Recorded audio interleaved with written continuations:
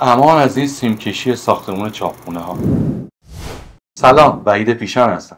چند تا نکته مهم این وسط وجود داره. یکیش اینه که خب ما یه دستگاه چاپی داریم که از تجهیزات مختلفی تشکیل شده. یه بخشی سیستم گرماییه مثل هیترها. پس باید چیکار بکنیم؟ اگر نیاز هست که ما از سیم‌های با قطر بالا استفاده کنیم برای سیم کشی، باید حتما اینو انجام بدیم.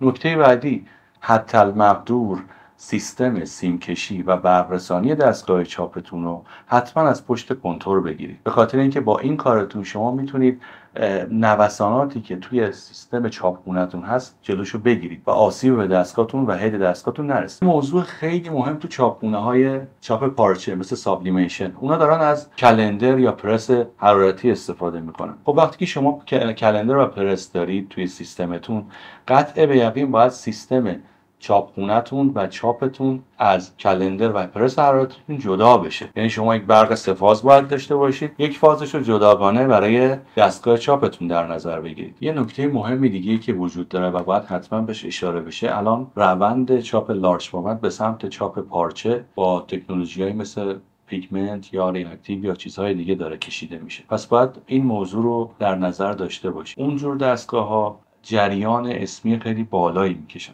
پس شما نمیتونید همون رفتاری که با دستگاه چاپ لارج فرمت به صورت معمول دارید با اونها داشته باشید. حتما این مطلب رو در نظر بگیرید. از سیم ها یا کابل های آلومینیومی که جریان بیشتری رو تحمل میکنن استفاده بکنید و روکش هایی هم که دارن روکش های PVC باشن. این مطلب خیلی خیلی مهم.